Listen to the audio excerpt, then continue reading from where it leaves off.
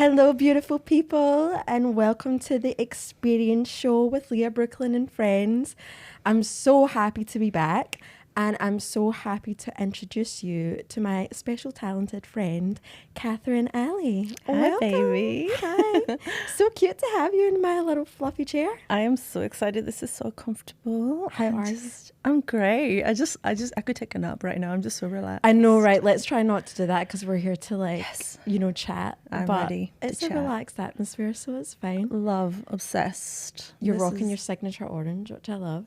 Of course, to 22, baby. Yes, we are going to get into it. You have a new EP out. Well, I say 222, so you say 222.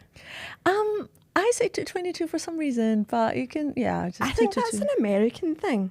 Really? Yeah, because Americans say Blink 182, Yeah, but I say Blink 182. right. Would I you didn't know stand that. on that debate? I'm not a native English speaker, so I'm going to be like nodding along and be like, whatever you guys say, it's all good. Oh, subtitles. Turn the subtitles on.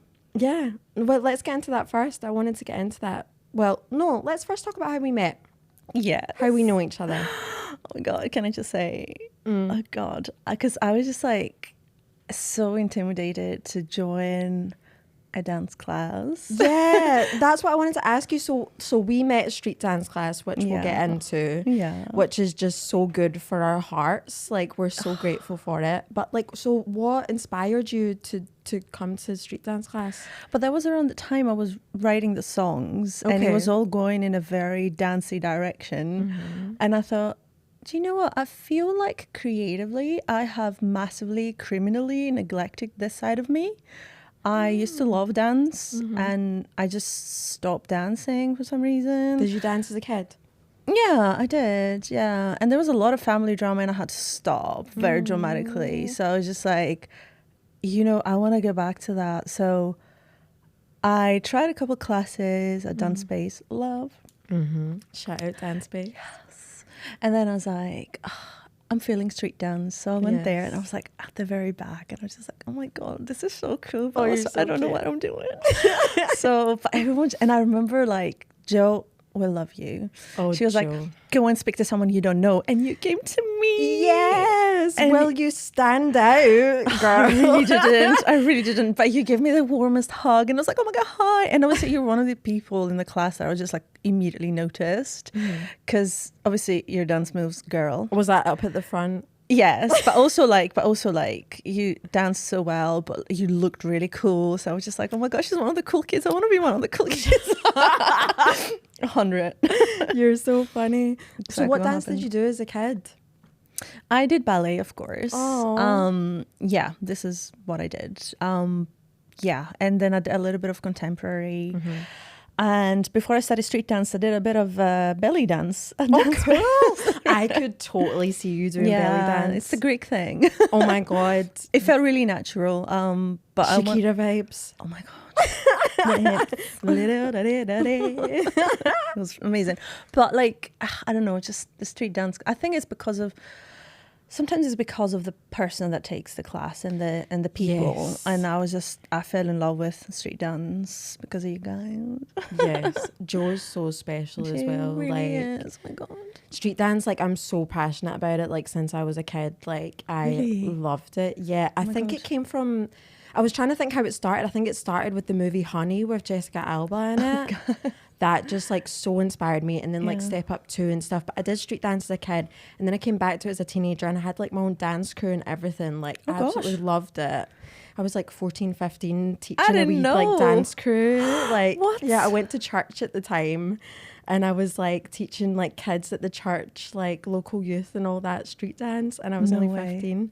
How is this the first time I'm hearing about this? I know, yeah, I don't think we spoke about it, but like Wow. perfect time to like, Yeah. chat. But I just always had such a passion for it. Like I love how, I don't know, like I love the masculinity of it, but the femininity also. But I love that you can just be like, yeah, and I'm a very soft person, so I need things like that to like balance me out. Like But I just like was passionate about it from when I was a kid. And like as an adult, I could never find a class where I felt like I belonged. Like I didn't feel like the cool kid whatsoever.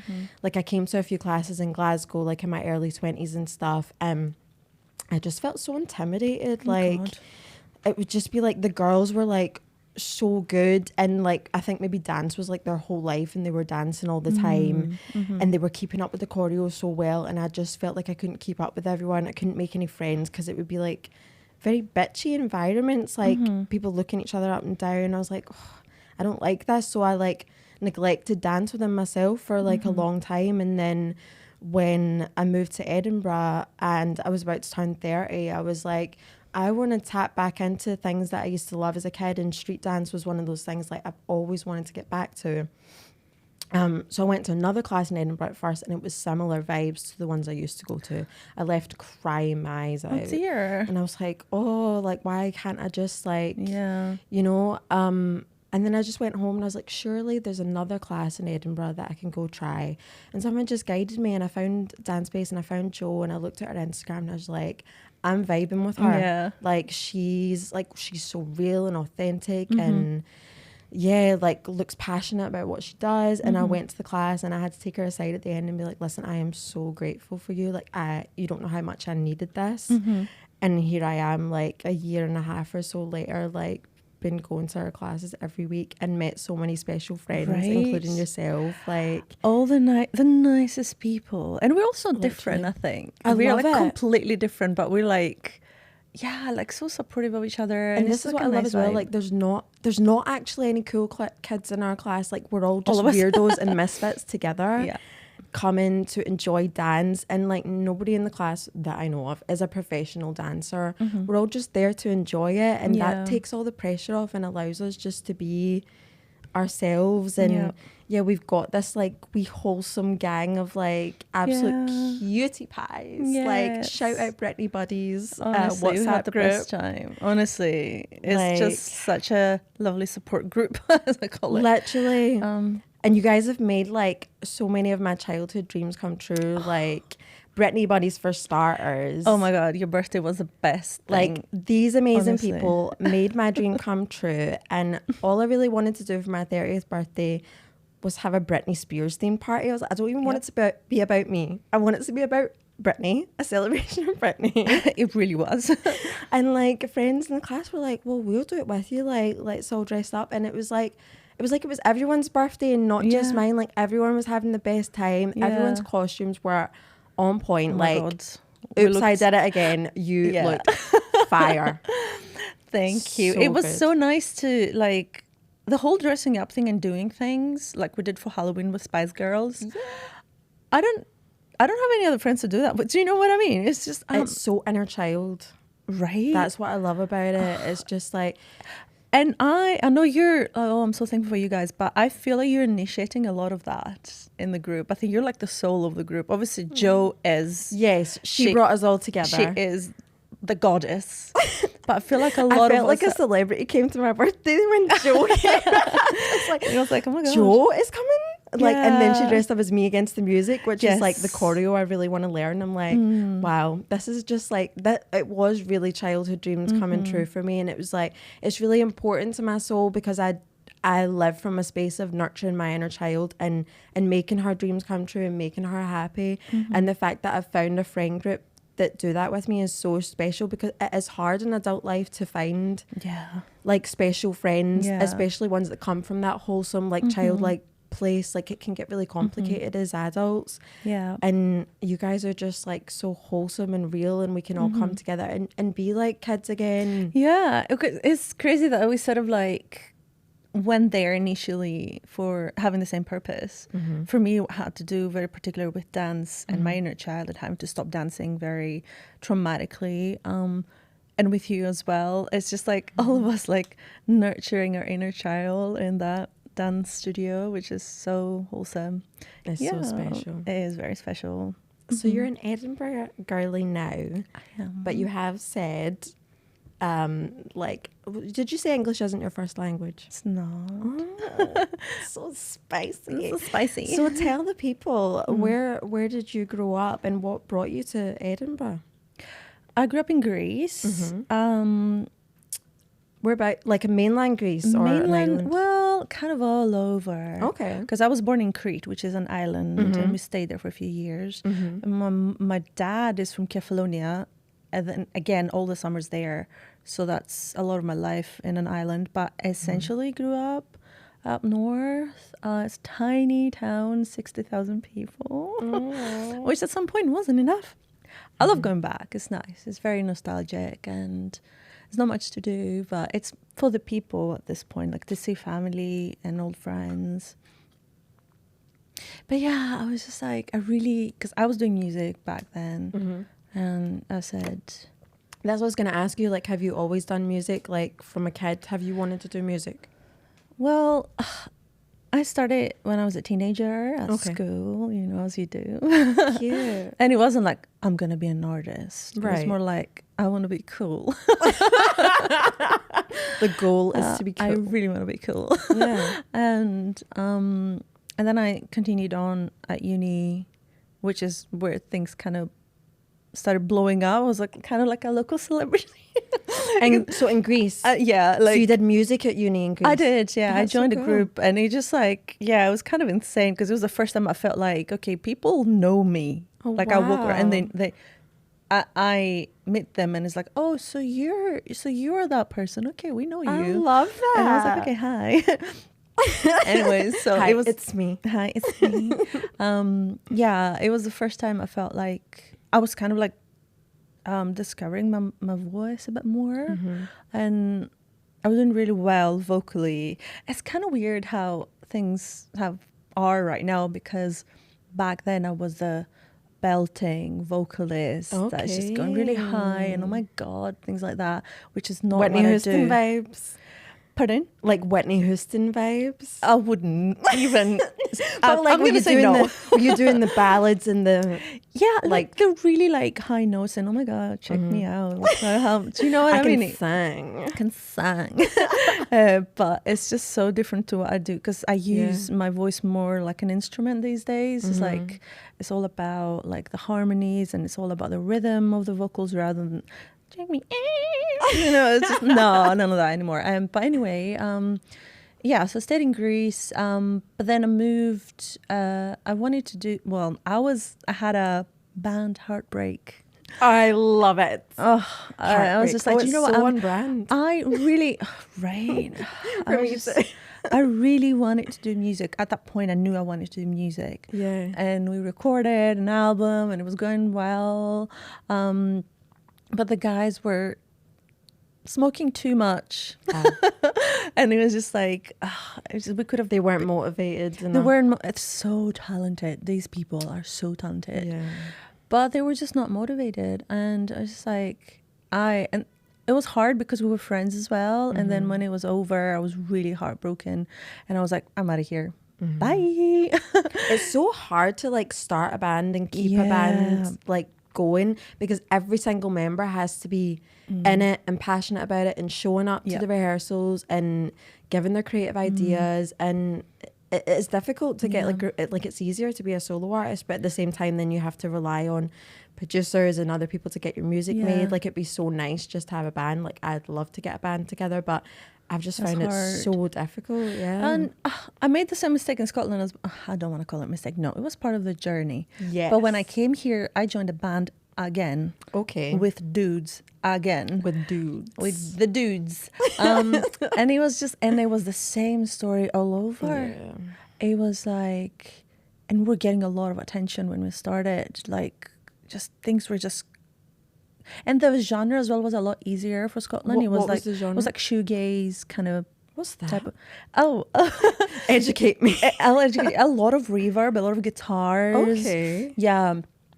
Was it like indie vibes? Indie, yeah. Right. Like guitar, bass, drummer. That's very Scotland vibes. Very, like very. Indie does so well here. It was going like we didn't have like a PR person, and it was just like getting reviews, getting like BBC introducing, getting a lot of streams, and I was just like, what is going on? And then again, like with the guys, a lot of talent, and I was sort of like doing the manager as well as you do. Started to book us for shows, and we had show inquiries as well, a lot of them, and they were like, I'm not sure, I can't do, blah, blah, blah, blah, blah. And I was just like, when we started, I told you I really want to go for this. Like, why is this happening now? Anyway, long story short, it happened again. And thankfully, about 6 months before we broke up, I started my own project. I was like, I've got so much creative energy. I feel like I want to do something on the side. Like, my main priority is this band, but I want to work on other things. Yeah. And thankfully, by the time this thing was done, I recorded 3 songs, and this is how I started as a solo artist. That was 2019. So right before the pandemic. It's great. But it seems like ever since you started music, what you said when you started, you were like, oh, I just want to be cool. But it seems like everything kind of was like flowing, like you were getting in bands, like people were noticing you were like a local Greek celebrity. Like it's just like the path opened for you because you decided, right, this is the path I'm gonna go down.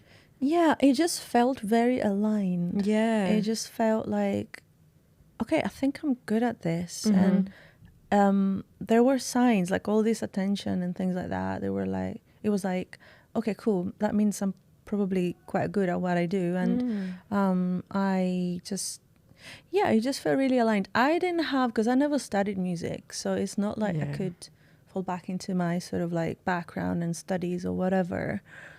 So there was a lot of progress. Like, I feel like if you listen back to my older stuff, even when I was with this band, compared to what I release now, is like another level. And I'm very proud of this, because it's all been self-taught. Obviously, I worked alongside some really cool people and I learned from them, especially when it comes to production and things like that. So it's exciting because it's like ongoing. You know what I mean? So. And you feel like you're in, like, the journey has taken you to this divine place, to this piece of music that you've created and where you're at now, like as a woman, as a human, as a musician. Yeah. The thing with 222 is like, it was very easy. It was just like, I decided to take a break, and I was like, I'm just gonna experience creativity in a different way that has nothing to do with, oh my God, I have to release, I have to, all the stress of being an independent artist. And then I said, okay. Especially these days, because everything's so fast paced and so TikTok, which you're great at, but it's so like TikTok content, and people's attention spans are just like looking for the next thing, and people are making a lot of music that doesn't really have any meaning anymore, or any thought behind it, or any breaks beforehand to get your creative juices together. It's just like, let's bang loads of stuff out. And I'm all for quality over quantity. Like my song The Experience was 3 years in the making. Wow. I just believe in divine timing. Like, I think everything is just like when it's supposed to be, and I would just rather take the time for the art to be what the art is, and to be like a timeless piece, rather than to rush something out to keep up, or but the pressure is there. Like you can't help but see it, because as independent artists these days, we have to be active on social media, we have to be on top of our game, like, or else our music's not going to get heard, we're not going to get seen. But it's also a benefit that we have this, because back in the day, you used to have to like get signed really, or go on the X Factor or some sort of show. Like, anytime I would tell someone I'm a singer or do music, oh, so you're auditioning for the X Factor then? Typical. Yeah. No, that's not what it is. Yeah, like, I'm so glad like that path never happened. Like, I did audition once, I think when I was like 16, because like, you just think like that's the way. And I got through the first round, and then the second round I sang, and they were just like, nope, basically. And I was like, well, can you give me feedback? No, that's it. But I didn't understand how television worked at that time. I didn't understand, like, but I hated the audition processes of like musical stuff. Like, it always just felt like a lot of pressure and competition and comparison, because like a lot of the singers would be like, I used to like never really sing female songs until I discovered Amy Winehouse, because it was the first voice that I heard that was like, oh, she sounds like me. That's somewhere there I can belong. But I used to sing just a lot of male songs, and I just thought that made me not as good as other female singers, because a lot of female singers were coming in with these impressive big voices and singing these big ballads and everything. I'm like, I just can't do that. So I just felt like I wasn't good enough. And it was just those spaces of like feeling like you had to compete, and I just never liked that, because I just love like supporting each other as artists and collaborating and uplifting each other, and we all have something different to share. But just in those spaces, like there's no space for that. Like they don't create those environments. So it was kind of like traumatizing. I can imagine, like, all the artists that have actually succeeded in these shows are now coming out 10 years later and they're saying that was the most traumatic thing that's ever happened to me. Yeah. So I think it was a blessing that you didn't go to the next. 100%. Even the people that are doing well, I think, had to go through so much, and some of them didn't even make it. If you see what happened to Liam recently. I was going to say that. And it's a shame. Or even to Britney, obviously. Yeah. Not going through a game like this, but like the industry. Yeah. I feel like there's something about creativity that has nothing to do with the job side of creating, promoting, and being, just selling your brand, your music and everything. And this is what I discovered over the past year or so. This is when I took the break. I said, I just want to create for the sake of creating. And I want to experience other people's creativity, but not music. I want to go to galleries. No, I love galleries, but like even more with the intention of feeding my brain with art. It's just like, I was reading that book back then called Your Brain on Art. Okay. And I was like, oh my God, I can't believe it's just the best thing you can do for your brain's health. I might need to read this book. You really need to. It's amazing. Is it one of those like staple books that really shifted something for you? It really did. Yeah. And more so because it took the pressure of me creating. It was just like, okay, this is part of something bigger. We're all creating, really. All people are creative. It's just a matter of maybe haven't forgotten about it. All children are creating. And then at some point we just stop. Speak on it, sister. Right? And it's just like, there's a lot more to it. And, I went to see theater. I went to see ballet. Oh, I saw this one like for the first time. I was sobbing because as a kid, I wanted to do that show. Because you did ballet. That's so cute. And I was like, I went by myself and I was just like literally sobbing. I was like, I love the music. I love the score. I love the ballet, and it was just perfect. So a lot of galleries, a lot of like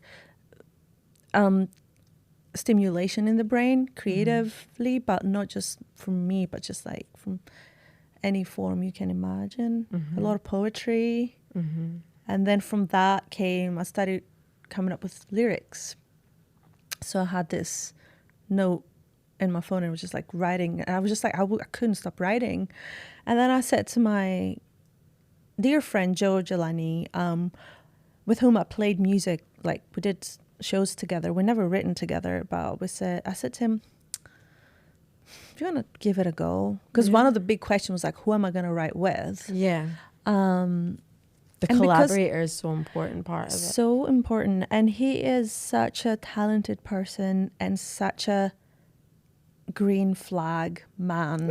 A walking green flag. Literally, he's just so chilled. Yes. So creative, so respectful, so calm, like a genuinely nice person. We have the same birthday and I love that. Oh, wow. It's crazy we have the same birthday. He calls me his star sister. But I love that. Yeah. It's true though. Like you meet your star family here. Like, and then we started writing and it was just like, he literally said to me, who is writing the songs? It feels like we're not writing the songs. Yes, it's channeling through It's just channeled. And the mere fact that it was so unforced and easy, sure there were times, as always, when you're trying to finish something that is just like, oh, what should I do here? Or like I hate recording vocals. I really don't like Really? I love performing. I love writing. But when it comes to, okay, go in the booth, you need to make it perfect. Nobody says that. My brain says it. Yeah. But it's just like, and then my voice changes so much when I'm in the studio. Just like when I'm on my own singing at home or on stage. Why is this so different? I said that to my vocal coach. I said, I feel like it's like a different voice when I'm in there. I don't know what to do. Anyway, a lot of people struggle with that, so I don't take it personally. Yeah. No, you do hear some people say like they prefer being in the studio, they prefer performing. I love both, but like you're right, two different sides come out. Like I feel like in the studio I'm more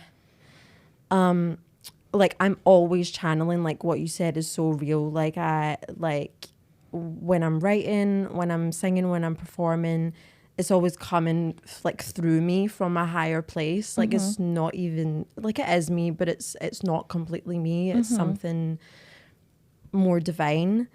And that's why I always want for my expression, I always want it to be an expression of the divine. Like that's what I live my life for. I'm very, very spiritual. And I want everything to come from my soul, especially my music, because I want to connect to other people's souls. And the only way you can do that is creating from the soul. Yeah. But yeah, like when I'm in the studio, it's like, I don't know, it's more not calculated, but like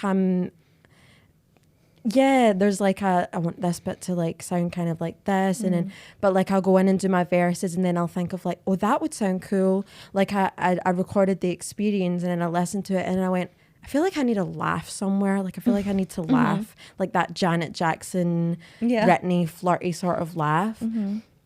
And I just went in and I just started laughing, and then I did like my wee Britney back bits, because like my music is like the influence is mostly like soul and funk and rock, but I am such a pop girly, and pop always has to be a part of what I do. So like my kind of background vocals were like my sexy kind of Britney vibes, and so like I'm calculating, like, you know, channeling my influences through my own authentic expression.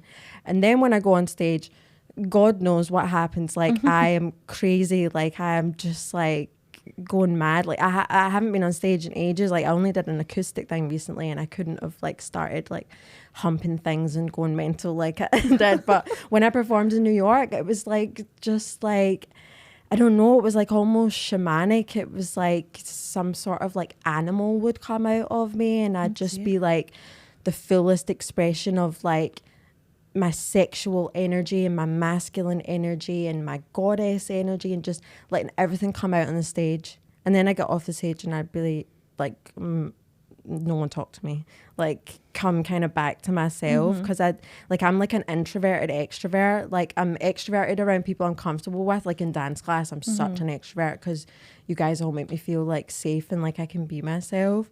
And on stage I'm definitely an extrovert, but just in like daily life, like I'm super introverted and just keep myself to myself. And but like the stage like really allows me to just be like my fullest like Gemini, just letting it out performer. Like I performing is one of my gifts, like, and I've known it since I was a kid, and ever since I can remember, I'd be like, sit down, I'm going to perform for you, I'm going to put on a show. And it's what's lit me up more than anything in the world is performing. But that's what I was going to ask you, like how in Greece how is the culture around like wanting to be a singer and wanting to be a performer and pursuing that? Because I got put down like a lot of my life, like, and I probably still do, I just don't pay attention to it anymore, but like a lot of hate came from like wanting to do something that people saw as like this big thing, and you thinking you're better than everyone else, and like that's never going to happen, like have a plan B sort of thing.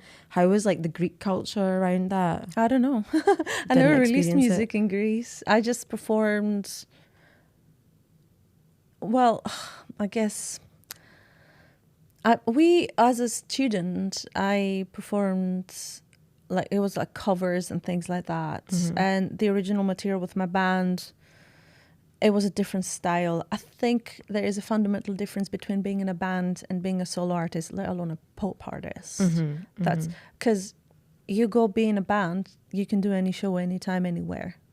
This is my experience from it. So I feel like I don't want to talk about Greece because I honestly don't have that much experience. Like it was going well, but like it doesn't compare to what's happened in Scotland. So I feel my experience is more like here. So as I said, with the first band I was in, it was so easy. We would play anywhere, anytime. We would get booked loads. as I said, I play music with men that, you got the man and then you got the girl, the front woman, typical. We've seen this so many times. Like, there's nothing wrong with it. And there's some people doing that exceptionally, like, oh my God. Yeah. But like, it's a different story when you as a person and as a woman, you are the brand, you are the music. People, first of all, assume that you just sing. They don't know you write, you produce, you co-produce, you're part of your co-mixing. I've been part of 222 for everything aside from mastering, every step.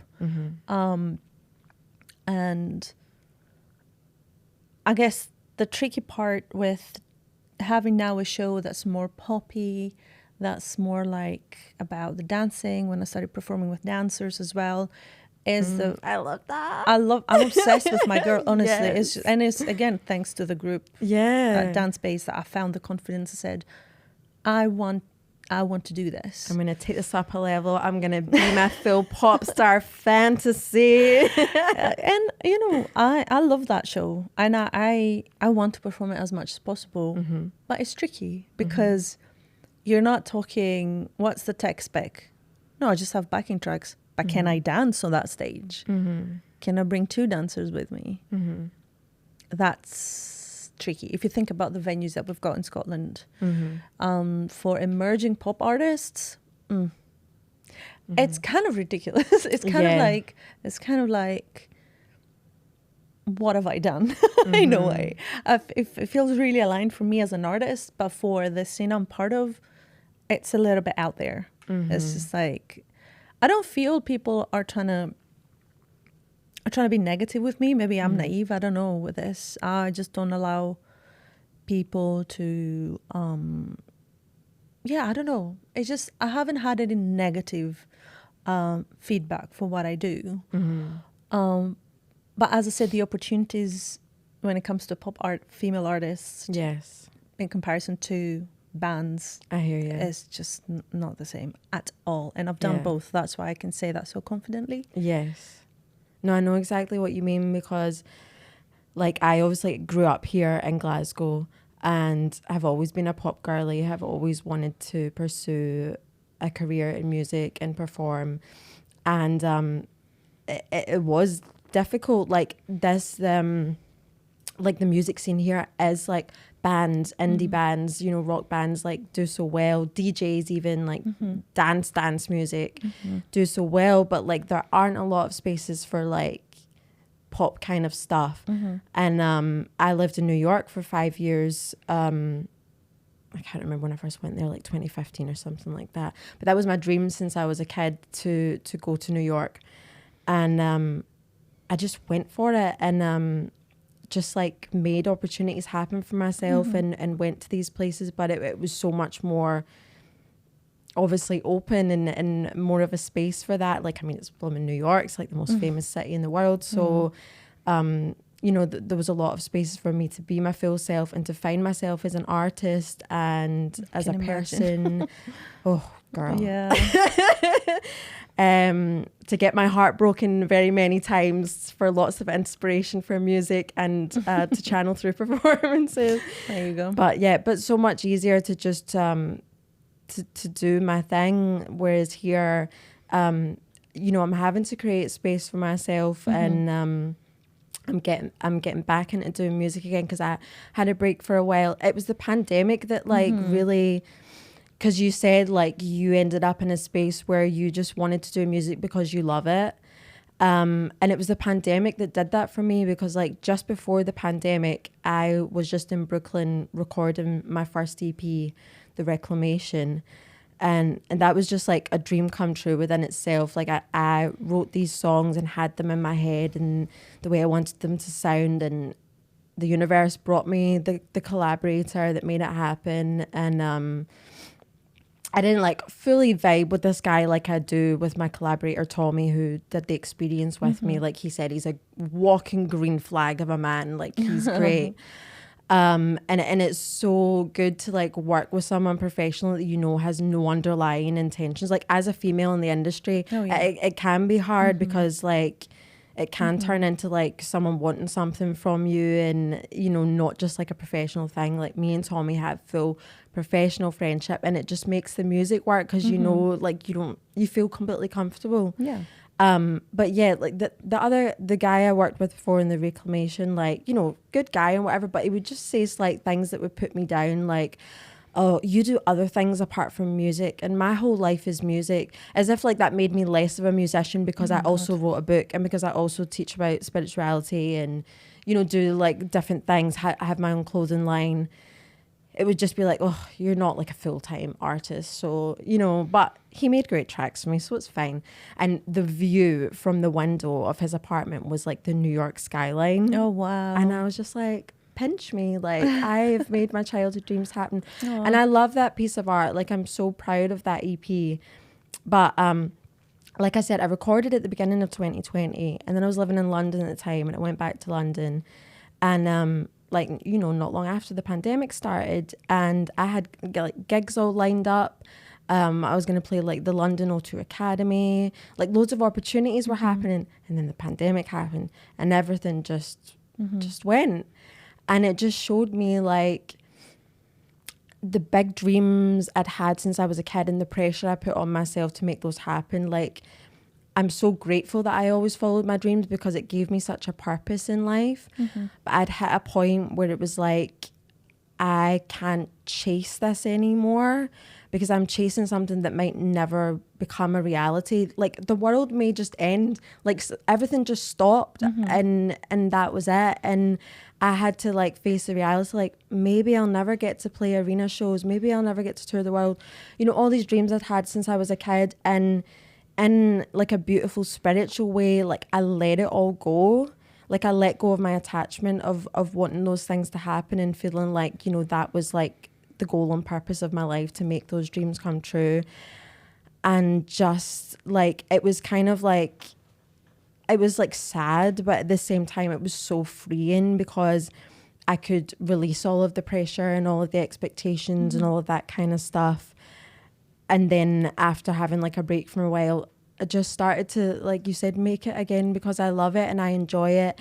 And then when I released this year, I was like, this feels so right and so good. Like, I've grown so much as a woman, as a person, and as a musician, and, you know, turned 30, and it felt like this is the right time for me to come out and make music again. And if 10 people listen to it and love it, that means the world to me. Like, I don't have to be achieving things. Like there's obviously still things that I want, and I'd be buzzing if like I went on tour or whatever. Like, that would be amazing.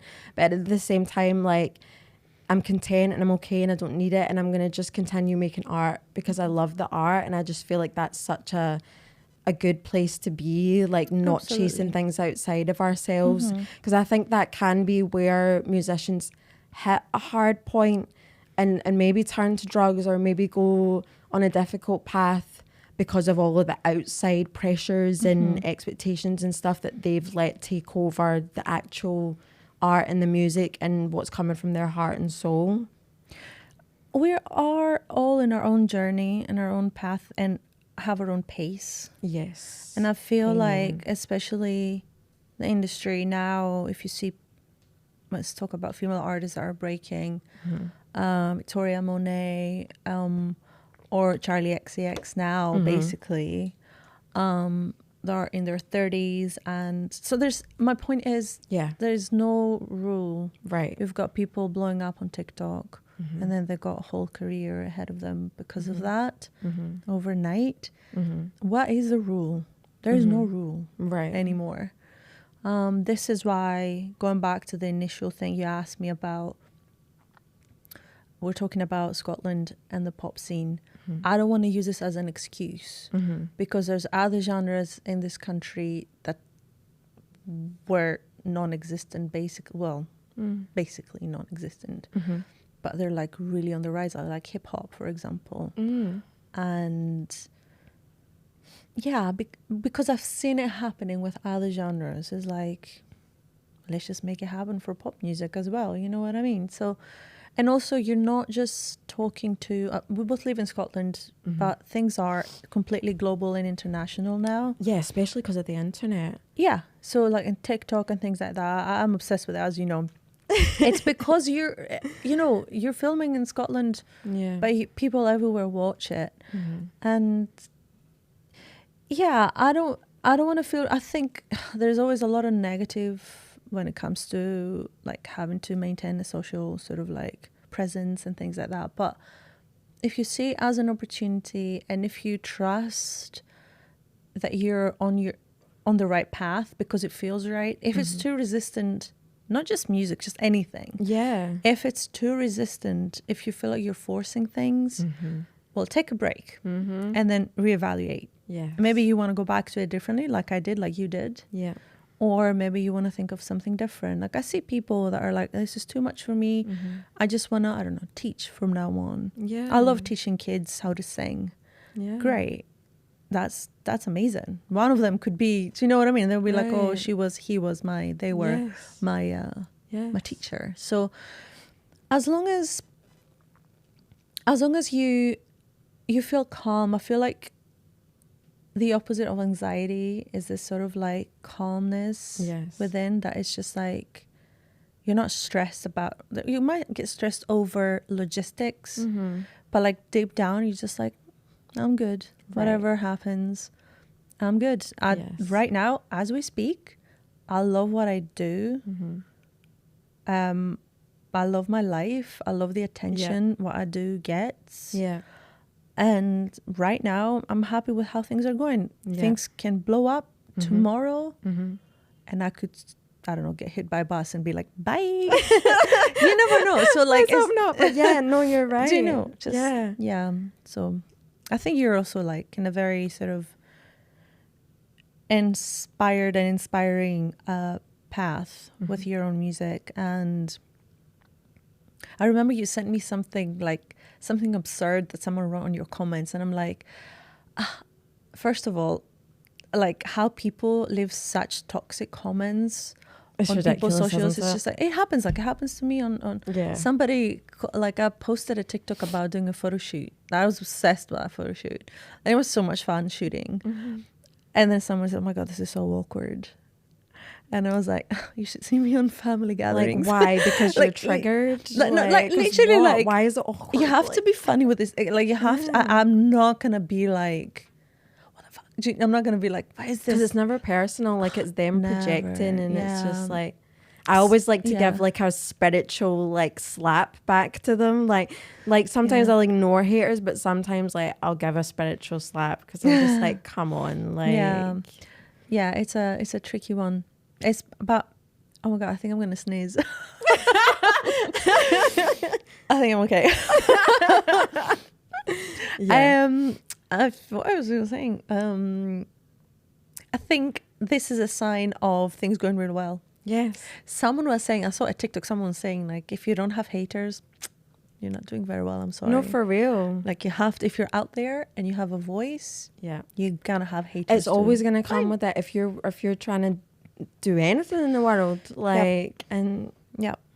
I'd rather have that than just sit and be quiet and not make anything or do anything, or we're only here for so long. Like, I want to Yeah. live my life to the fullest. Like, And it's such an everyday life thing. Think about, like, you're in the office and everybody loves you, but there's one person that really can't stand you. yeah, Move on. we're not all meant to like each Yeah, other. Like, it's a some hard people, one. you know. Makes sense that we. My mum always says, Yeah. like, some people love supermarket waxy apples, but you're a juicy peach. Yeah.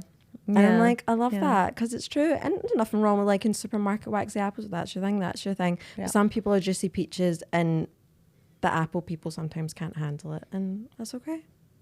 That's absolutely That's fine. why I say, like, see when people like hating on my stuff, I'm like, why are you hating on my, why don't you just go listen to something that you like or watch someone that you like instead of hating on my stuff? Like, go spend your time, like, you know, it's just, anyway. It is what it is. I mean, don't get me wrong. There are things that I love to hate as well. Yeah. But I'll be like, I'm going to have that on repeat because it irritates me so much. But I'm not going to comment on it. No. And I'm not going to, like, yeah, I don't know. But my point is, we all feel awkward around certain things Yeah. that we find irritating or we don't like, and it's just like, yeah, just move on. Yeah. Or like live it in the moment. Yeah. Get that weird pleasure of hating someone if that's your thing, but then move on. But anyway. Yeah. But also, if there's like people out there that don't want to create or don't want to share because they're scared of that, like, don't ever let it stop you. Could, like, we all experience it. Anyone who's like a creative or doing anything, like, it just comes with it. So just don't take it personal and just focus on doing what you love because you love it, like we're saying. Yeah. But let's get into the EP. I really want to like talk about it. I love it, as you know. Thank you. Firstly, Freud. That's how you say it, right? Freud. Had a point. Now you're stuck in a mess. That when I tell you that was stuck in my head like nobody's business. I get up in the middle of the night to pee and I'm half asleep and I'm on the toilet. Freud had a point. Best review ever. No, see, I should write that. It's even stuck in my head during the night when I'm on the toilet. I love Seriously, like it's just so freaking catchy. And I said this to you the other day. You're so good at writing like catchy things, and you're like, oh, I love a hook. Yeah. So I said, so what you're telling me is you're a hooker then, darling. You're a great hooker. That I am. I'm a great hooker. Yeah. Yes, I'll admit that. So I want to get into each track and I want to get into like the creative side of it and the music side of it, but also the side of it, like, because each track is about like a type of man that you've dated and had an experience with, which I can also relate to. So I'd love to talk about our experiences with these types of men and what we've learned and what we can share. But I also want to talk about the actual music. So maybe we should start with Freud, since I started with that. Sure. And that was the first one you started teasing, right? Yes, it just felt right. It was the first one. Literally, it was so easy to write. We wrote it in 4 hours. Was it the first one you wrote? Well, no, we started with New Heart. Okay. And then we left it. If it's funny, because New Heart, I'm going to talk about after, but we started with that one, and it was the one that we finished last. Wow. So it was like New Heart, Sometimes everything like else. that. Yeah. New Heart. So that was like the beginner and the completer. Like, Yeah, that's exactly, nice. I of the like EP. that. But then after I left New Heart on the side for a little bit to breathe, Yeah. I played the demo to Joe and I was like, shall we? I said, don't make fun of me. The lyrics are ridiculous. I wrote them in the shower of my gym. Okay. I was thinking about this guy. Poor thing. Poor thing. Yes. And I was thinking how you're just so cool. You're so fun. Oh, what's up with your mum? What's the whole thing with the mum? Right. So you like this guy. He was cool and he was fun, but Something was up with the mum. the mum, okay. Like, There was a mum thing going on. let me say this before we talk about all the songs. Yes. These are not 100% my experiences. Some of them, it's a very collective writing. Yeah. So imagine my mama's boy, your mama's boy, people on TikTok that I see, their mama's boys. Yes. And it's just like, I felt like I want to talk about this as a woman, as part of a group of women that have dealt with a mama's boy and a narcissist and da-da-da-da-da. Yes. So there are elements there that are mine, Yes. but it's about everyone. No, I hear you. So I took little bits of here, little bits of a friend, little bits of this girl on TikTok, little bits of my story, and this is how I wrote the whole EP. So where did the Freud part, did you read like a quote from him and Well, that? it's kind of like generally quite known that Freud talked about how basically he was the first one to talk about how what we're looking for in a partner essentially is what mommy or daddy didn't give us. Interesting. So as it happens with boys, it's mostly the mom that has done some damage or won't let them sort of like, yeah, there's just a weird attachment there. Maybe the guy's absolutely fine, but the mom can't let go of that relationship. You really, there is like because I'm from Greece, right? It's like the country of mama's boys. Wow. It's insane. It's crazy. In the way of like their mum still does everything for them. Yes, I mean, the patriarchy is very much dominant in this country, and I was quite sad when I went back recently, and I went to Athens, where I thought things would be a little bit more Progressive. Yeah, exactly.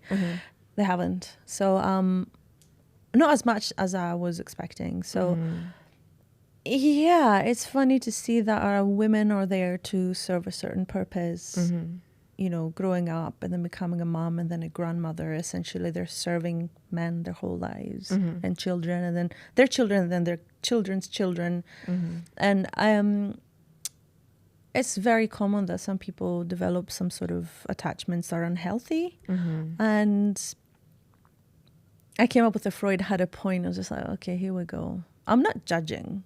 Yeah, Like, of course. this is, my therapist says this is happening to everyone. Yeah, because it's so understandable. Like your mum grew you in her womb and birthed you, and most of the time brought us up. Not for everyone, but it is natural to have an attachment to your mother. Like, but when it's an unhealthy attachment, it's a totally different thing. Or more so if you're looking to replace mum. Yes, this is a different role in your life. She's here to service that as the person who gave birth to you. Right. I'm not here to do that. The mom is the mom. The partner is the partner. It's a different thing. Yes. Don't make it weird. Yes, like it's a different thing. And more so this particular song about someone who, even within that sort of like confusion about what you want from a woman, you don't even know if you want something serious or not. Hence the lyric, we never talked about deleting the apps. As in like, what is it? Like you don't know what you want. You're treating me as if you want a mama, not me. But also you're not quite sure. It's like you're upset because I'm still looking for someone while dealing with you because this isn't working clearly. Yeah. We never had the chat about deleting the apps. Baby, I know you really struggle with facts. Yeah. It was just like, like not knowing what they want, but you're there like, this is what it is. Yeah. I'm out. Right. I wanted peace. I want to ease someone to please. That's very simple. Yeah. Get out. And that just wasn't what was happening. No. Yeah. I have to say that from all the experiences that I've had, this one's the funniest. I don't want to listen. This is deep shit. It's really tough to understand how your brain is wired and what's going on and what your family trauma is. Yes. It's just as a matter of like, if you get into a relationship like this and you sort of you notice immediately what's happening, it's just okay, bye. Yeah. With my like mama's boy experience, like I did notice in the beginning, but I didn't because like I basically like saved this person. Okay. So like, but my ex was like in a really bad place, and it was during the pandemic. You know, like in a black room, like with the curtain closed, addicted to cocaine.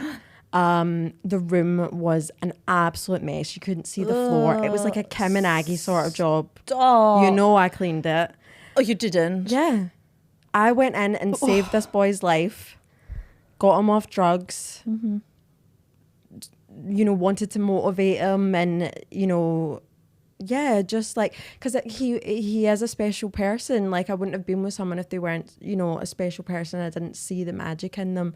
So I was like, I love this person. I want to help them. But I guess like you think like when you're helping someone and they become your partner, they're going to get to a point where they don't need your help anymore and they'll start to even out the balance of giving. Because I knew in the beginning I was in a good place. He wasn't in a good place. So I needed to give more of the percentage of the effort and helping and everything like that. So got him off the drugs, cleaned the apartment, moved him up to Scotland from London. Because London turned out to be a toxic place for both of us. So, you know, I thought, you know, new start would be a better life. But he had real mummy issues, and I understand why, because like he got taken off his mum when he was young. Like his mum was addicted to drugs. So I'm guessing it's like a repeated sort of cycle. That's so sad. And the person that adopted him was very, like, you know, took on the mum role and was a member of his family as well, but very much mollycoddled him. Like, didn't, like, give him into trouble, and like, it was just very like, he can do whatever he wants, you know, sort of thing, which didn't help him become a man, really. And essentially, like, affected our relationship, which was, you know, it's fine. It is the way it was meant to be, because I'm with my partner I'm with now, and I'm so glad that I'm with him.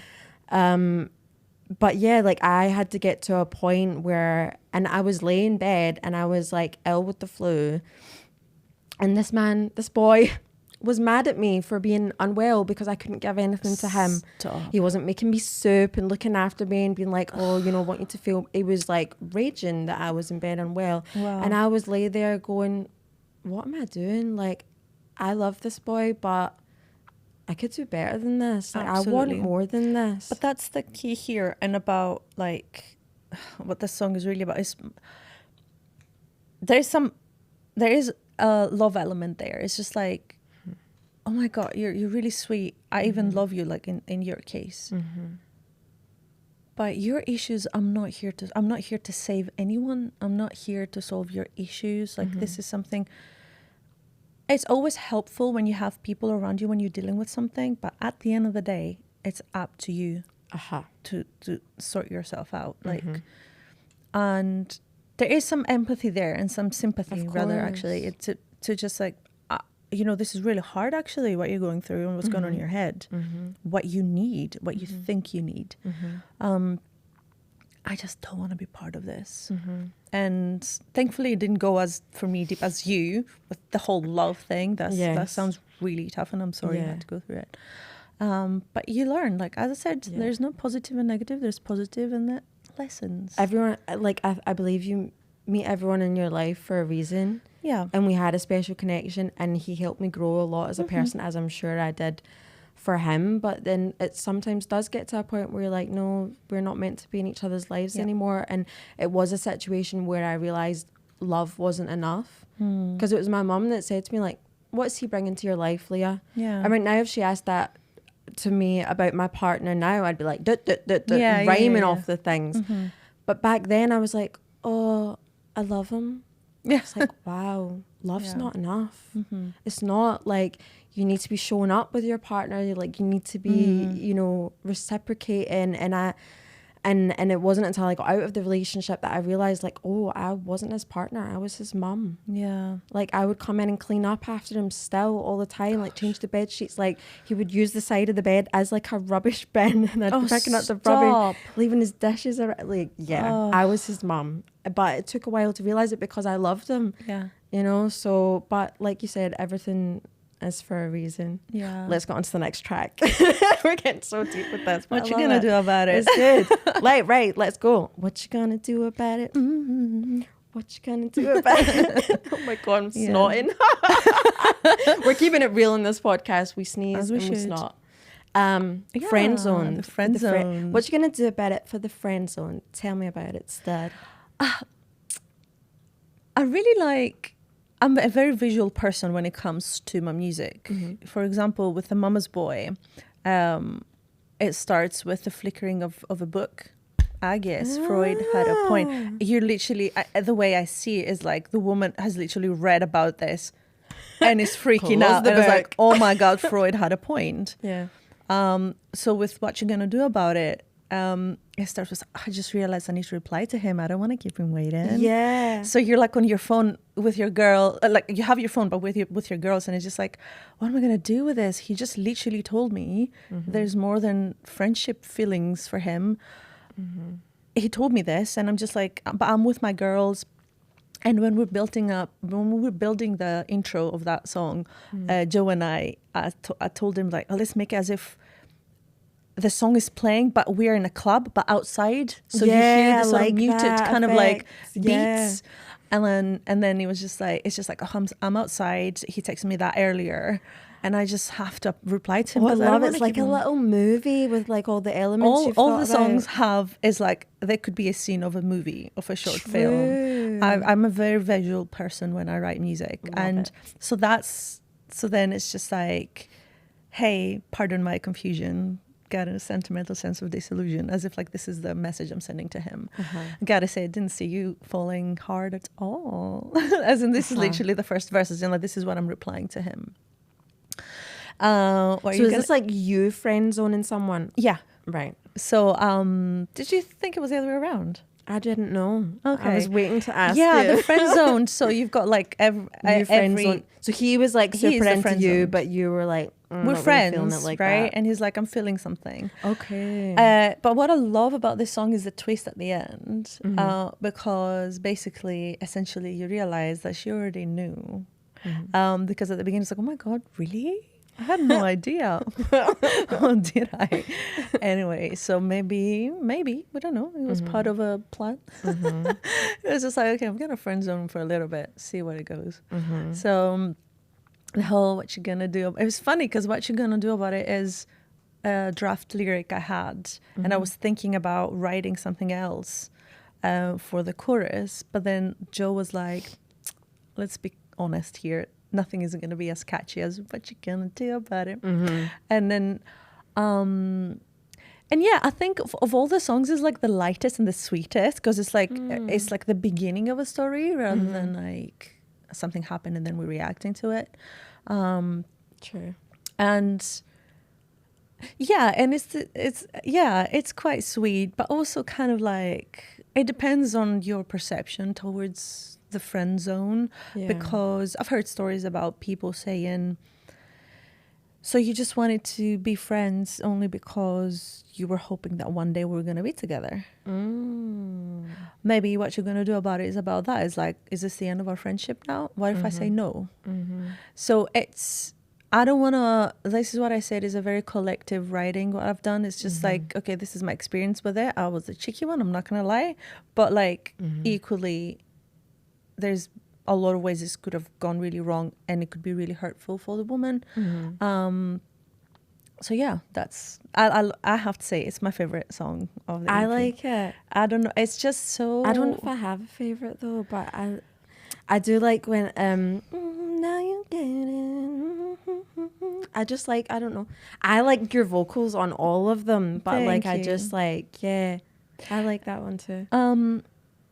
Yeah, I like it harmonically. I really like what we did with that middle eight, a total twist. Yes.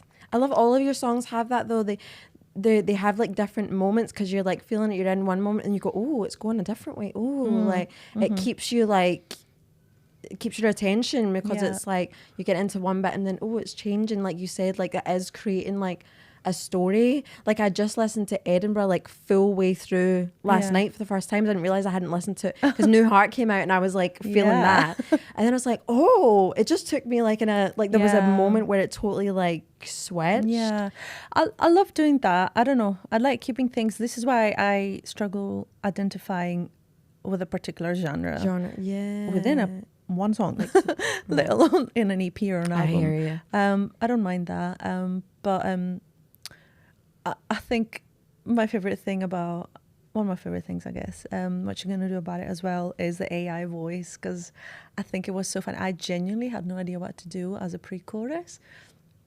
And I thought about Bridgerton, and I thought how like funny it is that someone with a very posh accent was describing what's happening. I was going to ask you, where did that come from? It was just an idea. I was like, I think it was one of the last things I needed lyrics for. And one of the last parts I needed lyrics for, and I was just on my bed and I was just like, what if someone like, it literally came as an idea of someone narrating, and I had a list of things. I saw a TikTok again of someone saying AI tools for musicians, and one of them was an AI text into voice that you could use for whatever.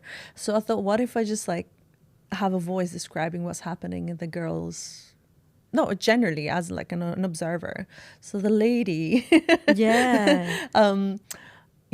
was too stunned to speak. Next move is on the gentleman. I love it. It's just like, I was, oh my God, what you just told me is so shocking to me. You don't know if it's true or not, but you just like let the story sort of unfold. And then after the second verse, when I say, look, this is what's going on, the lady laid her cards. Next move is on the gentleman. And then what you gonna do about it? So I feel like my mixing engineer Edwin really loved that. He was like, how? I love And it. I explained how it happened. I love how creative in a quirky way. I was when I was writing this particular song. It was just like, let's just do whatever rhythmically, like with lyrics, with just ideas. Just like if you listen to the stems for like the percussive stuff, like the drums, there's just so many little things here and there that you only if you pay really close attention. We Yes. added them texturally, Details. and they just I love them. I'm obsessed I with love little the things like details. that. Like all the layers, like just really add to like making a great song. Like all the different elements, and Yeah. people don't always think about it when they're listening to songs. It's only when you really tune in you notice Yeah. like all the bits. Like you're saying, you sit and listen to the drums, and you listen to the like, oh, like. But I like that. And then someone says, "What, that little cowbell there blew my mind." And I was like, I think I'm in Cowbell love with you. blew my Literally, mind. like that little thing that that Yeah, offbeat there that you yeah. added. I was like, oh my God, thank you so much. Yeah. Like I appreciate when people notice the little things. The little things can just take Yeah. it to a whole new level. Have you ever had a successful friend zoning?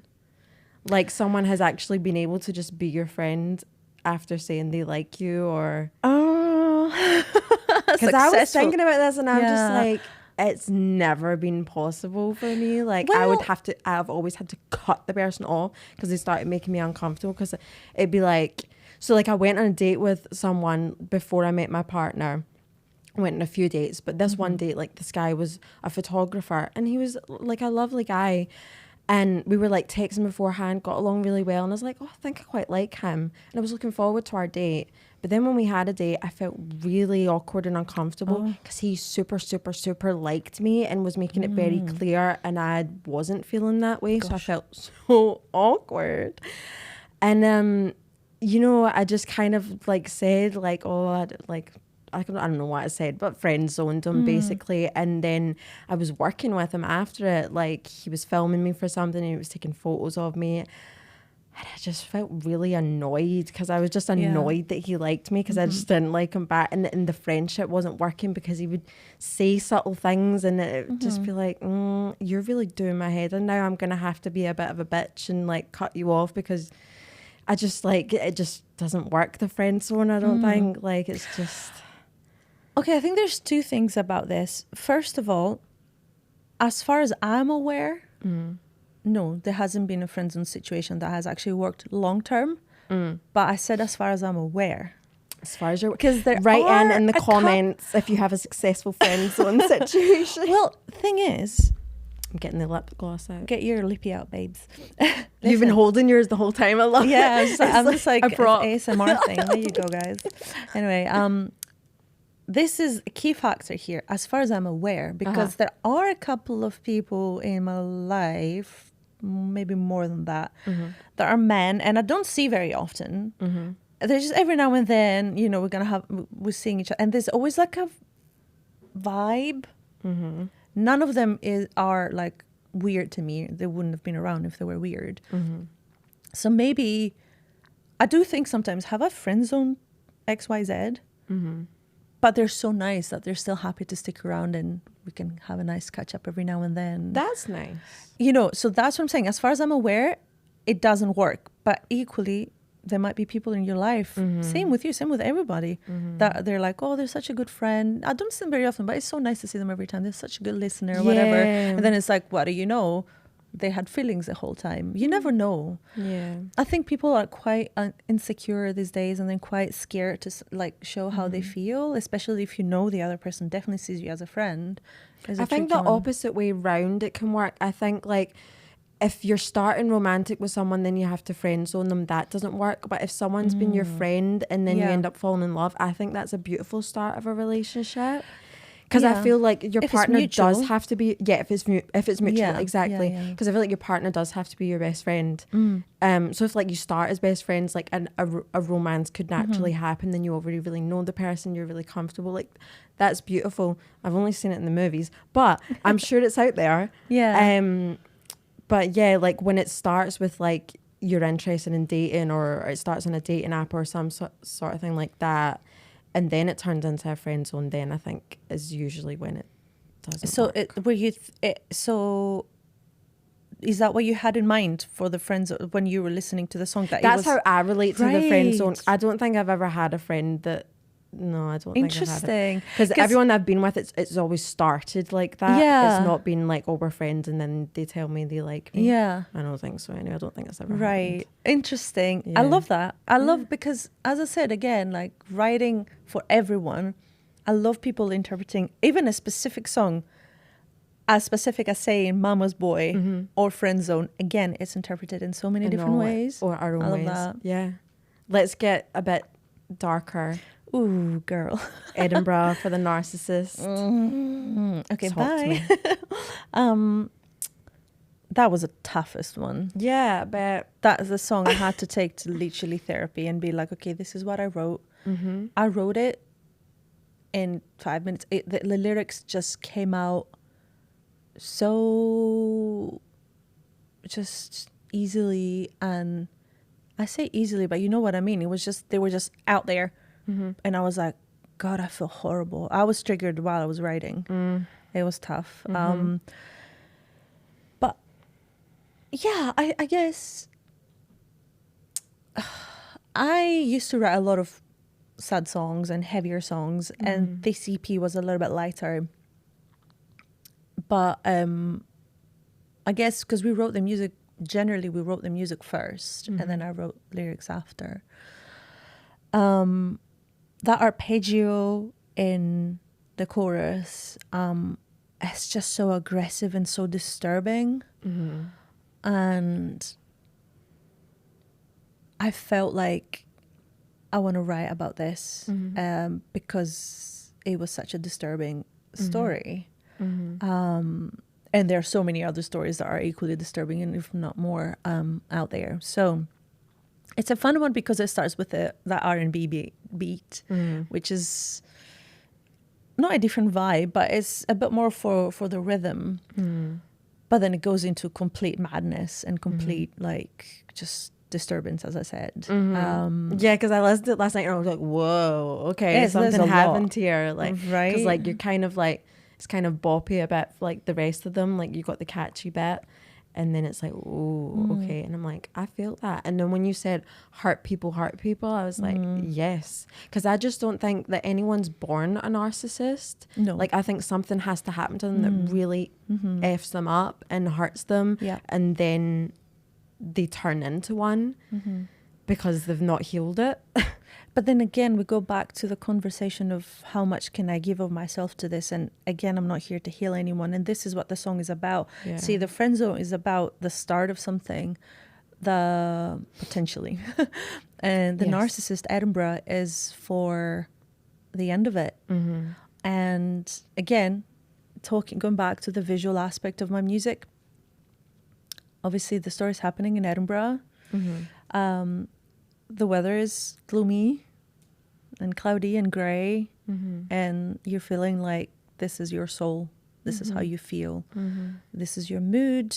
This is what's going on because you've just finished with yet another argument with someone who is a narcissist, and you got in that mood again of feeling just used and manipulated. Yes. And one of my favorite things that I've done for this song is writing from both perspectives, because if I say it hurts that it doesn't hurt in the chorus. Yes. I wanted to ask you about that part. Well, the first time I sing it is from the perspective of the person who's dealing with a narcissist, and it's like, I need to end this. And it's about the guilt that you feel about having to end this. I know this is deep down, it doesn't hurt because I know it's the right thing. But on the surface level, it hurts because I'm a victim here. You've manipulated me. It's horrible. And I'm really struggling to finish this because of what you've done to me. And then in the second chorus, it hurts that it doesn't hurt comes after a question. How does it feel to be all alone? So the second time around, it hurts that it doesn't hurt comes from the point of view of the narcissist. Because apparently they don't feel nothing. Well, however, there's a tiny bit and their brain being sort of aware of this on how they function, and they feel really lonely, and they are aware of what they're doing. And so it doesn't hurt. I don't feel anything. I don't care. I don't feel empathy. But deep down, you know you're not okay. So it hurts that it doesn't hurt. So the way I wrote this came out, so the way I felt like I question which person I've been. So this is, I guess, something I haven't talked about. Obviously, I've had my fair share with narcissists. But that was me questioning, have I been a narcissist to anyone? Have I, not like a pure narcissist, but like, have I been empathetic enough with some people? Have I shown any toxic traits to people that are out there thinking I'm a horrible person? Have I inherited some of those narcissistic traits from people in my past and my family? Let's make it more personal. It's so reflective. It's just so esoteric, more like this is what's happened to me, but also who am I in that scenario? So this is why I had to bring it to therapy, because I was just like, oh, I feel like things have resurfaced with that track. So it helps. It helped a lot.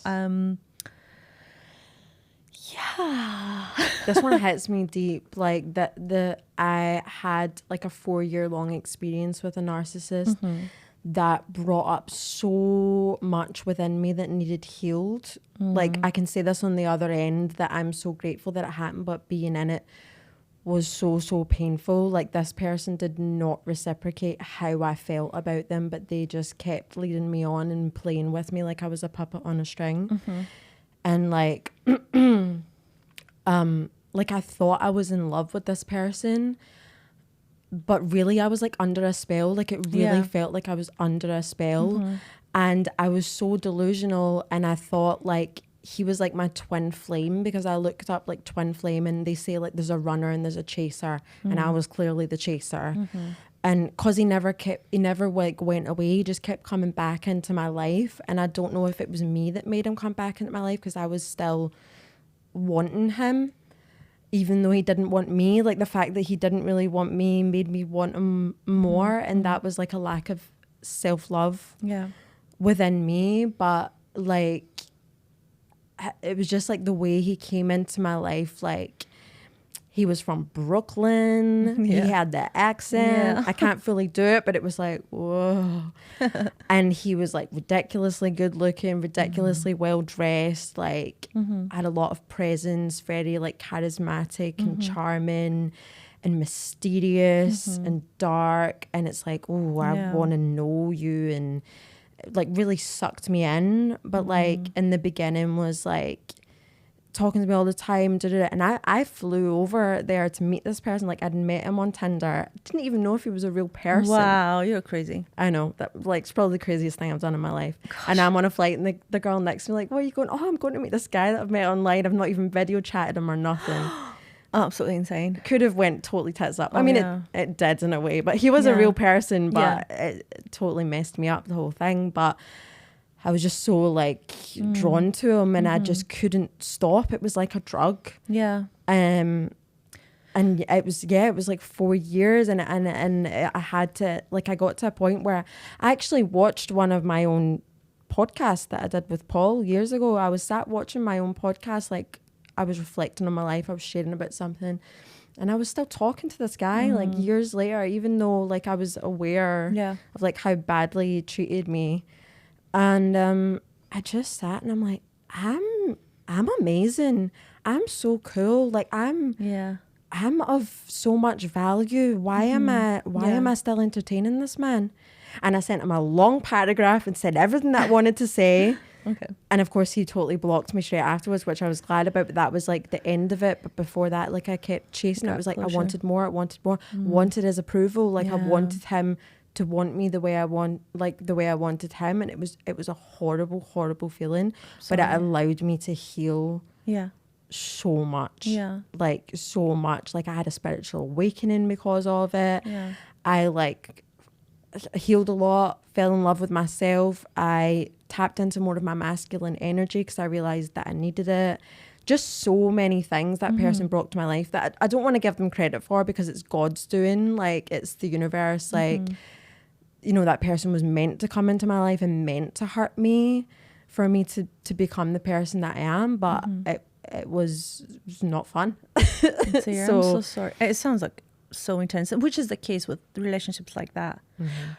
But the thing that really got me is that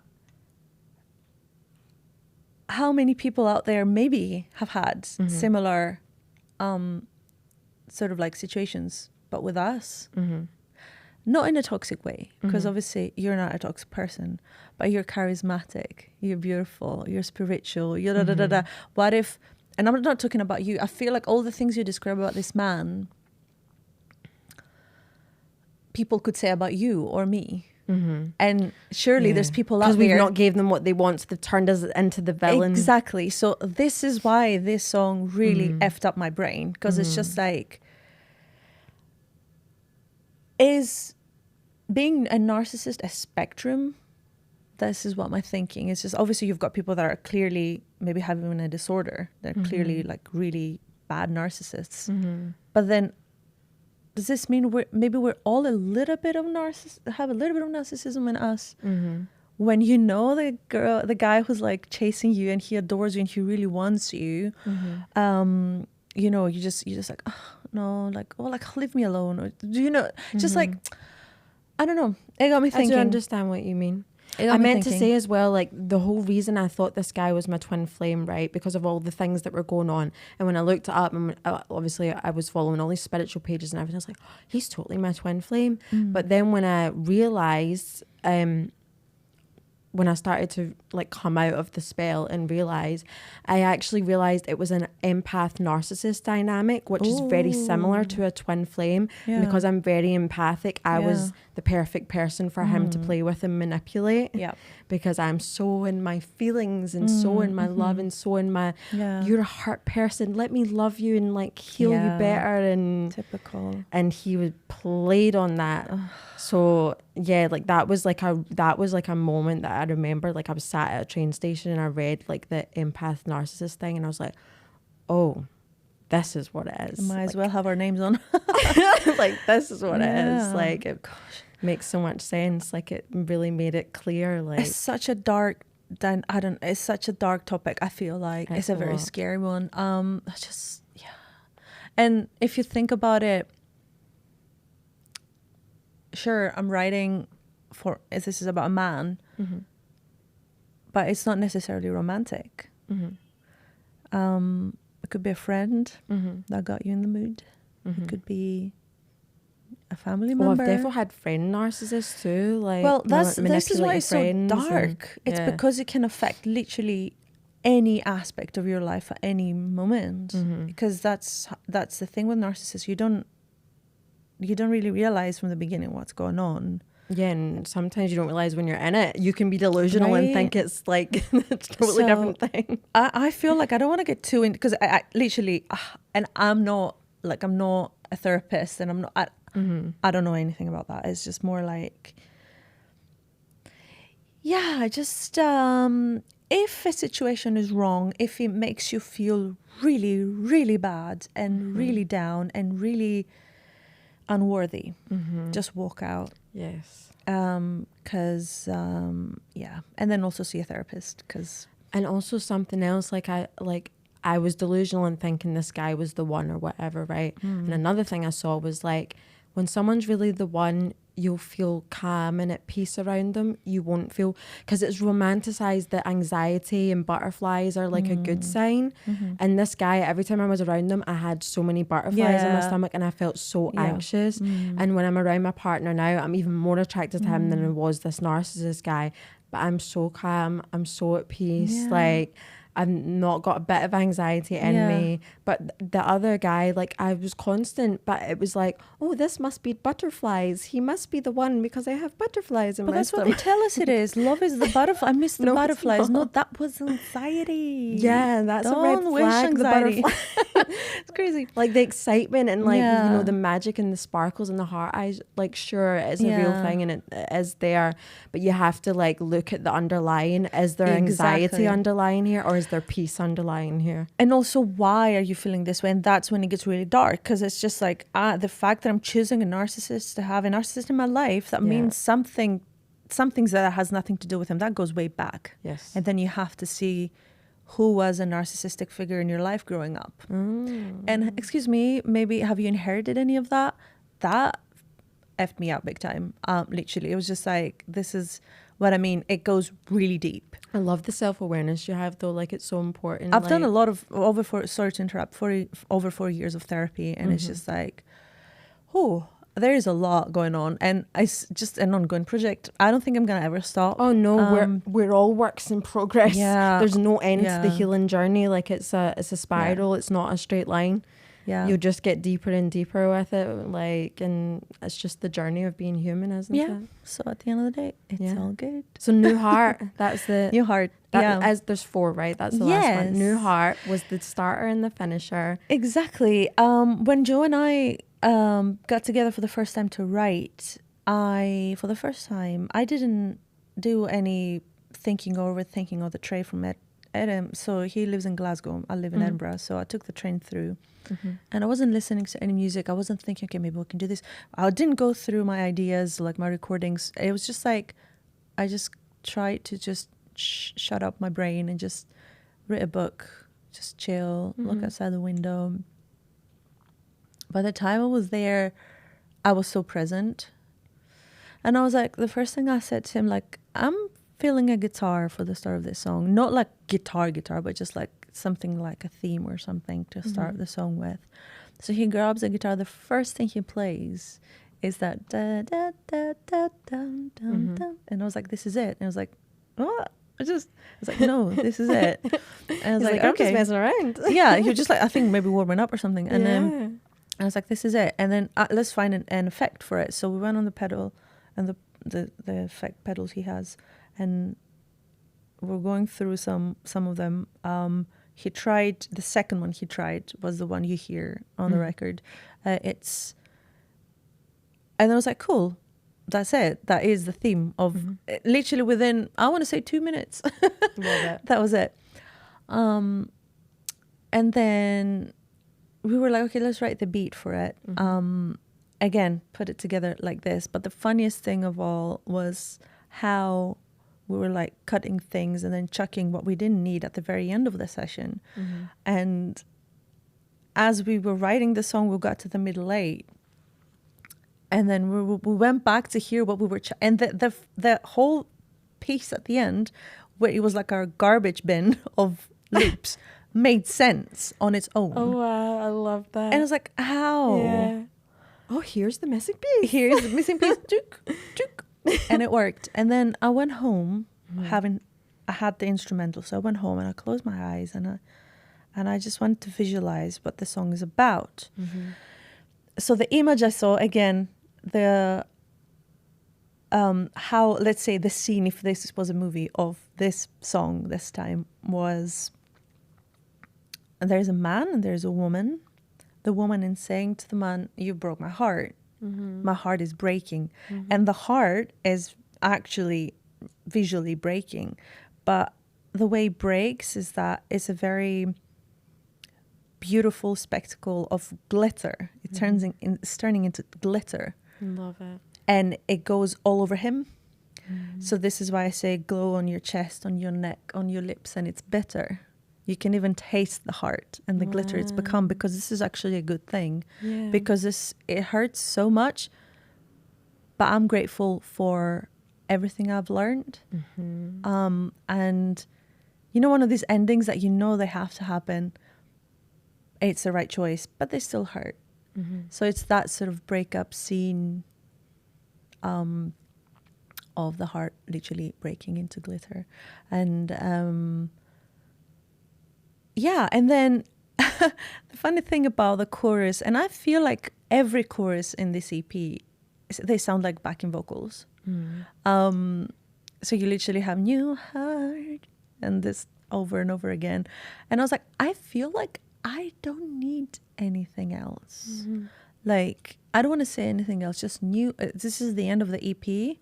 This is me moving on with a new heart. The moon is my new heart. I was obsessed with the moon at that point. When I was writing. I was just like enchanted by it. I was just looking at it. And the way my bedroom window is just, when it's a full moon, like now, like today, tonight, it's just, I see it so clearly. It's like literally, it's just the best thing. I was in love with the moon when I was writing the song. I was writing I was reading a book about poetry that was about the moon. It was just all about the moon. Finding this sort of like feminine energy and empowerment represented by the moon in a sort of a context of a breakup. And yeah, it's just reflecting on a relationship that's ending with someone that you thought was going to be the one, but it wasn't, but he wasn't. And then this is what I like it so much, because it was on BBC Introducing. I was so pleased to see all of the songs on BBC Introducing. Congratulations. It was insane. Oh my God. I was just like, yeah, the first time I was like, okay, Freud, of course. Cool. So catchy. And then what you're going to do about it? I was like, it's a catchy one. It makes sense. Cool. But that's it, probably. I just love you. The third one, oh my God, they play Edinburgh as well. That's crazy. Well, that's 3 out of 3. I remember emailing like with my PR person. I was like, I'm so happy. Like, I just submitted New Heart. I know they're not going to play it. It's not even a single. What do you know? That's so on release fab. day. And then Phoebe, I love you so much. She said something about the end of that song and all the glitchy bits that I'm doing with the vocals, how they feel really stabby. And the fact, and she loved the fact that this symbolizes the pain that you're going through when you go through a breakup, and how the heart is breaking, and the vocals being so, like, the way they are written in that part, they totally symbolize that pain. Yes. And I was like, girl, you really get it. And I was just like, yeah. So, that's so New Heart is very hopeful. It is a breakup song, but it's a very, very hopeful one. And I love that, like, that's the ending, like, I walk away with my new heart. Yeah, exactly. And I love you. I connect to you and relate to you so much, like, even more so, like, sitting having this convo and, like, the experiences, and, like you said, taking my own experiences with your songs, like the new heart. Like, I've got this heart tattoo on my chest. I love it. I don't know if you can see it, but it's like, it's an expanding heart, basically. And I got this because I actually wrote my own sort of version of so I wrote this EP. Well, it wasn't really an EP. I put it on SoundCloud. It was like mostly just for fun, but it was to channel my energy of like a heartbreak into art. And it's called The Heartbreak Diaries of a Goddess, and it's just on my SoundCloud because I didn't want it to be like a serious thing and like go on my Spotify. It was just like, I just needed to get it out there. And this guy, again in New York, they have a pattern in New York of this, had like broke my heart, and I started rapping. Like, rapping was how I like let out how frustrated I felt about it. But it was like, it was the conscious time, the time where I remember consciously going, this is the last time I'm ever getting my heart broken, because it happened multiple times beforehand. And, you know, I always ended up sad because I'm just such a lover, and I put my heart on my sleeve and I put it all out, and just got like, you know, just different situations, but just essentially got my heart broken so many times. I was like, no longer is my heart getting broken. From now on, it's only going to expand. And every time it broke, it felt like it expanded more because I became more myself. I healed myself more. I fell in love with myself more, which I just found so important on my journey of just like of finding myself, of finding my partner, of just being in like a good space. Like, self-love is like the most important thing. And like the day after he broke my heart, I went and got this tattoo of the expanding heart to be like a moment of like, my heart is only going to expand from this point onwards. Nobody is going to break my heart ever again.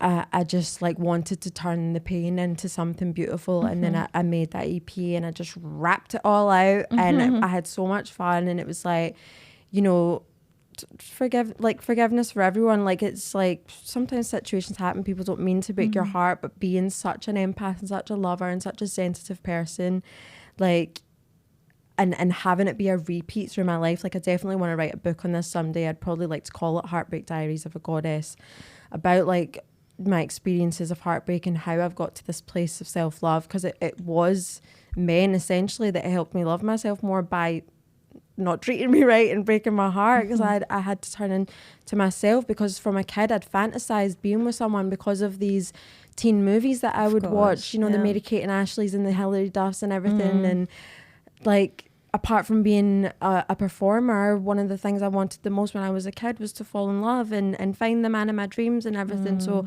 that was also something I was actively chasing and being hurt a lot along the way. But like I said, it's made me who I am. And this expanding heart is like one of my favorite tattoos, like for how cute it is and just for the meaning and the point, like that poignant point that I came to in my life of like, no, I'm not letting this happen to me anymore. And yeah, that it feels very new heart. It feels like this tattoo was like my new heart of like, this is how I'm moving forward from here. And I think this is the cute thing about these songs that are so relatable. This is what I wanted to write. I wanted to write for everyone, for all girlies, and the days, anyone but straight heterosexual men.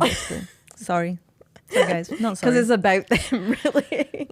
That's the thing. It doesn't have to be about them. Just take the songs, do whatever you want with them. These are my stories. Some straight men could relate to it, true. Like, 100%. Yeah. Like totally. And I'm sure they do. And this is okay, I don't know how this is gonna sound, but when straight men really, really love my work, I think it's such a green flag. Because I'm literally slugging men off and they're like, I'm digging this. I was like, I'm digging you. Because they have enough self-awareness, like that they're either not that type of man, or they see what's happening, or they see they've been that man in the past, and they've grown from it, or they're just accepting and aware of the fact that this is what's happening to other people. But the new heart is the one that I had a very, very clearly someone in mind from my own experiences. My most recent ex made it a bit more dramatic than it was. I dealt with it very well, that breakup, a few months ago, and it's crazy that we were like sort of breaking up a year ago and now the song is already out, and it's crazy how life works. But I was just like, it's funny because I was writing about a year ago when we hadn't broken up yet. It was kind of like, I was kind of like in a way predicting that it was gonna end. I had a feeling. But again, it was a lesson, so I don't feel any bitterness. 100%. I feel like, and obviously with help, my therapist. Yes. Go get a therapist. Yeah, totally. Oh my God, you're just able to process things so much easier.